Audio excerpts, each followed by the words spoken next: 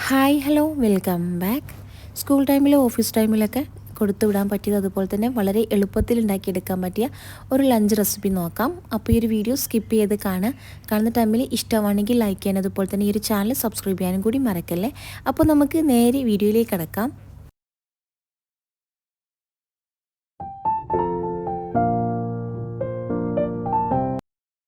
അപ്പോൾ ഈ ഒരു ഫ്രൈഡ് റൈസ് ഉണ്ടാക്കിയെടുക്കാൻ വേണ്ടിയിട്ട് ഞാനിവിടെ ഓയിലൊന്ന് ചൂടാക്കി എടുത്തിട്ടുണ്ട്. അപ്പോൾ ഈ ഒരു ഓയിൽ നല്ലോണം ചൂടായി വന്നാൽ അതിലേക്ക് പട്ട, പിന്നെ ഗ്രാമ്പൂ, ഏലക്കായ ഇട്ട് കൊടുക്കാം. ഇതെല്ലാം ഒന്ന് പൊട്ടി വന്നാൽ അതിലേക്ക് നമുക്ക് ഇഷ്ടമുള്ള വെജിറ്റബിൾസൊക്കെ ആഡ് ചെയ്ത് കൊടുക്കാം കേട്ടോ. ഞാനിപ്പോൾ ഇവിടെ പയറാണ് ഇട്ട് കൊടുത്തിട്ടുള്ളത്. ഇനി ബീൻസ് ഉണ്ടെങ്കിൽ ബീൻസ് ഇട്ട് കൊടുക്കുക. അപ്പോൾ ഈ ഒരു പയർ അതുപോലെ തന്നെ ക്യാരറ്റ് പിന്നെ ക്യാബേജും കൂടിയാണ് ഞാൻ ഇതിലേക്ക് ഇട്ട് കൊടുത്തിട്ടുള്ളത് കേട്ടോ. അപ്പോൾ ഫ്രൈഡ് റൈസൊക്കെ ഉണ്ടാക്കിയെടുക്കുമ്പോൾ അതിലേക്ക് വെജിറ്റബിൾസ് കട്ട് ചെയ്തെടുക്കുമ്പോൾ ഇതുപോലെ നീളത്തിൽ തന്നെ കട്ട് ചെയ്യാനായിട്ട് നോക്കട്ടെ. എങ്കിൽ മാത്രമേ ആ ഒരു ഫ്രൈഡ് റൈസിന് കറക്റ്റ് ടേസ്റ്റ് കിട്ടുള്ളൂ കേട്ടോ. അപ്പോൾ ഒരു വെജിറ്റബിൾസ് ഇതുപോലെ അരിഞ്ഞെടുക്കുകയാണെന്നുണ്ടെങ്കിൽ അതിന് ഒരു പ്രത്യേക ടേസ്റ്റ് ഉണ്ട് കേട്ടോ. അപ്പോൾ അത് ശ്രദ്ധിക്കുക. നമ്മൾ ഫ്രൈഡ് റൈസൊക്കെ ഉണ്ടാക്കിയെടുക്കുന്ന ടൈമിൽ ഇതുപോലെ നീളത്തിൽ തന്നെ വെജിറ്റബിൾസൊക്കെ കട്ട് ചെയ്തെടുക്കുക കേട്ടോ. അപ്പോൾ അത് അതിലേക്ക് എല്ലാ വെജിറ്റബിൾസും ഞാൻ ഇതിലേക്ക് ഇട്ട് കൊടുത്തിട്ടുണ്ട്. നമുക്ക് എല്ലാം ഒന്നുകൂടി ഒന്ന് മിക്സാക്കി എടുക്കാം.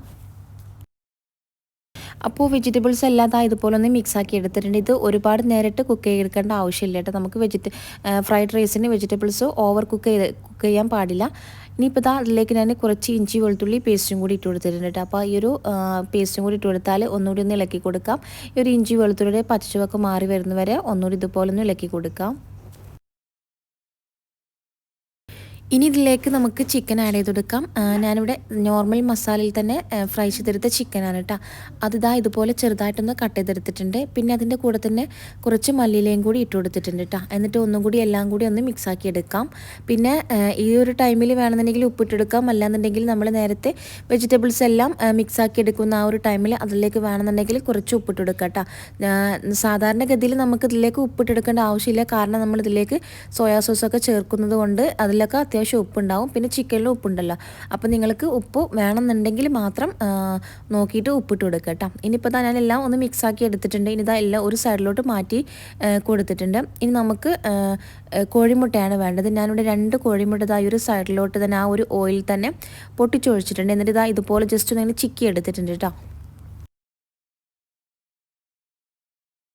അപ്പോൾ ഈ ഒരു കോഴിമുട്ട നല്ലതുപോലെ ഒന്ന് ചിക്കി എടുത്തതിന് ശേഷം ബാക്കിയുള്ള ആ ഒരു വെജിറ്റബിൾസിൻ്റെ മിക്സും കൂടി ഇതിലോട്ട് ഫുള്ളായിട്ടൊന്ന് മിക്സ് ആക്കി എടുക്കട്ടെ. അപ്പോൾ ഈ ഒരു കോഴിമുട്ടയും അതുപോലെ തന്നെ വെജിറ്റബിൾസും എല്ലാം കൂടി ഇതുപോലെ ഒന്ന് മിക്സ് ആക്കി എടുക്കാം.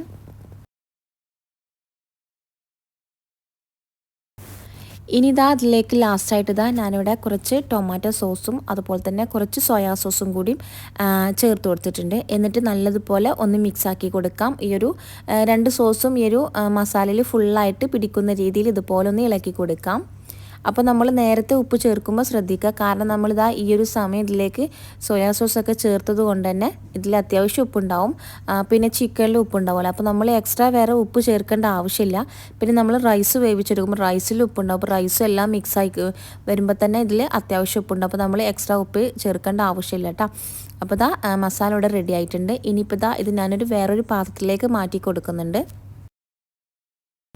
ഇനി ഇതിലേക്ക് നമുക്ക് റൈസ് ഇട്ട് കൊടുക്കാം. റൈസ് ഞാൻ നേരത്തെ വേവിച്ച് വെച്ചതാണ് കേട്ടോ. നമ്മൾ ഓൾറെഡി ഈ ഒരു ഫ്രൈഡ് റൈസൊക്കെ ഉണ്ടാക്കി എടുക്കുമ്പോൾ അതിലേക്കുള്ള റൈസ് നേരത്തെ കുക്ക് ചെയ്ത് വെക്കട്ടെ. കുക്ക് ചെയ്ത് വെച്ചിട്ട് ഒരു 15 അല്ലെങ്കിൽ ഒരു 10 മിനിറ്റെങ്കിലും നമ്മൾ ഫ്രിഡ്ജിൽ ഒന്ന് തണുപ്പിക്കാനായിട്ട് വെക്കുക. എന്നിട്ട് വേണം നമ്മൾ ആ റൈസ് ഈ ഒരു മസാല ഇട്ടിട്ട് ഒന്ന് ഇതുപോലെ ഒന്ന് ഇളക്കി കൊടുക്കാനായിട്ട് കേട്ടോ.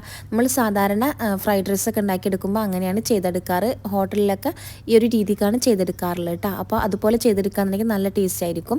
അപ്പോൾ ഞാനിതാ ഈ ഒരു റൈസിൻ്റെ മുകളിലായിട്ട് കുറച്ച് സോയാ സോസും അതുപോലെ തന്നെ കുറച്ച് ടൊമാറ്റോ സോസും കൂടി ഒന്നും കൂടി ഇട്ട് കൊടുത്തിട്ടുണ്ട്. പിന്നെ അതിൻ്റെ മുകളിൽ വീണ്ടും ബാക്കി വന്ന മസാല ഇട്ട് കൊടുത്തിട്ടുണ്ട് കേട്ടോ. എന്നിട്ട് എല്ലാം ഇതുപോലെ ഒന്ന് മിക്സ് ആക്കി എടുക്കാം. ഈ ഒരു മിക്സ് ആക്കുന്ന ഈ ഒരു ടൈമിൽ നമ്മൾ ഹൈ ഫ്ലെയിമിലിട്ട് വേണം ഇത് ചെയ്തെടുക്കാനായിട്ട് കേട്ടോ.